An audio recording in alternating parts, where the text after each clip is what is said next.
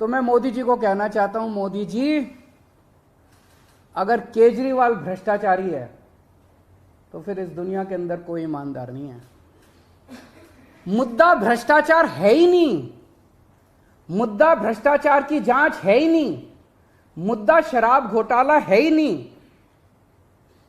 ऐसा शख्स देश का प्रधानमंत्री जो सर से लेकर पैर तक भ्रष्टाचार के अंदर डूबा हुआ है, उसके लिए भ्रष्टाचार मुद्दा कैसे हो सकता है?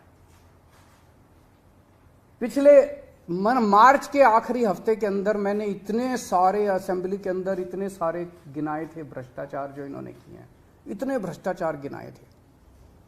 इन्होंने तो मेरे को तभी कह दिया था उस दिन, जिस दिन असेंबली में मैंने स्पीच दी थी, शाम को संजय सिंह का मैसेज आया कि अरविंद जी अब अगला नंबर आपका है।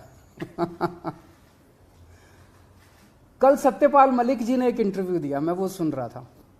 सत्यपाल मलिक जी ने कहा मोदी जी को भ्रष्टाचार से कोई परहेज नहीं है। ये मैं तो नहीं कह रहा हूं, ये तो उनके अपने गवर्नर कह रहे हैं। सत्यपाल मलिक जी कौन है? सत्यपाल मलिक जी मोदी जी के बहुत खास लोगों में गिने जाते थे। पहले उन्हें जम्मू कश्मीर का गवर्नर बनाया, फिर उन्हें गोवा का गवर्नर बनाया, फिर उन्हें मेघालय का गवर्नर बनाया। उन्होंने कहा कि मेरे जो इंटरेक्शन हुए मोदी जी के साथ, उसमें पता चला है कि मोदी जी को भ्रष्टाचार से किसी तरह का परहेज नहीं है। उसी इंटरव्यू में उन्होंने कहा कि इन लोगों के कुछ मुख्यमंत्री हैं जो भ्रष्टाचार करते हैं, खूब पैसे इकट्ठे करते हैं, लेकिन वो सारा पैसा मुख्यमंत्री अपने पास नहीं रखते, वो पैसा ऊपर भेजते हैं और वहां से वो पैसा उनकी दोस्त की कंपनियों के अंदर इन्वेस्ट होता है। मैंने भी तो इसी तरह का कुछ कहा था अपने उसमें। तो चलो मेरी बात तो नहीं मानी, अब तो गवर्नर इनके अपने गवर्नर कह रहे हैं। तो ऐसा व्यक्ति जो इतना भ्रष्टाचार कर रहा है, उसके लिए भ्रष्टाचार मुद्दा हो ही नहीं सकता। उनके लिए भ्रष्टाचार मुद्दा थोड़ी है। तो फिर ये आम आदमी पार्टी के पीछे क्यों पड़े हैं? 75 साल के भारत के इतिहास में किसी एक पार्टी को इतनी बुरी तरह से टारगेट नहीं किया गया जिस तरह से आम आदमी पार्टी को ये लोग टारगेट कर रहे हैं। नंबर 2 को गिरफ्तार कर लिया, नंबर 3 को गिरफ्तार कर लिया, और उनको गिरफ्तार करने का तो मकसद इनका यही था कि मेरी गर्दन तक पहुंचना। तो अब ये मेरे पीछे पड़े हैं, मुझ तक पहुंचने की कोशिश कर रहे हैं। किसी पार्टी को इस तरह से नहीं टारगेट किया गया जिस तरह से आम आदमी पार्टी को टारगेट किया गया। उसका एक कारण है, वो कारण है कि 75 साल के बाद आम आदमी पार्टी ने इस देश को एक ऐसी उम्मीद दी है जो कि कोई पार्टी नहीं दे पाई।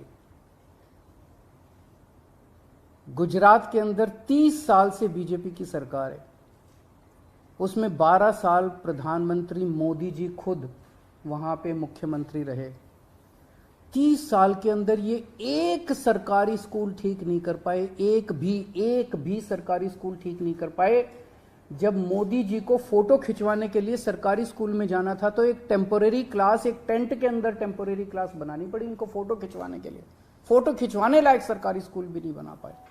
और 5 साल के अंदर दिल्ली के हमने सारे सरकारी स्कूलों का कायाकल्प कर दिया। 5 साल के अंदर हमने सारे सरकारी स्कूल ठीक कर दिए।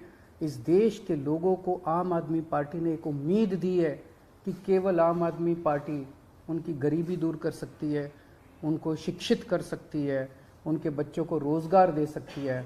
आम आदमी पार्टी ने इस देश के लोगों को उम्मीद दी है। प्रधानमंत्री जी उस उम्मीद को कुचलना चाहते हैं। प्रधानमंत्री जी नहीं चाहते कि वो उम्मीद आगे बढ़े, क्योंकि अभी तक इन सारी पार्टियों को की मिलके जो लूट चल रही थी, अगर इनको स्कूल बनवाने पड़ गए, इनको अस्पताल बनवाने पड़ गए, तो उनको लूटने के लिए पैसे नहीं बचेगा। तो कल इन्होंने मेरे को बुलाया है, मैं जाऊंगा कल सीबीआई में, और मैं फिर से अंत में यही कहना चाहता हूं कि प्रधानमंत्री जी, अगर केजरीवाल चोर है, केजरीवाल भ्रष्टाचारी है, तो इस दुनिया में कोई ईमानदार नहीं है।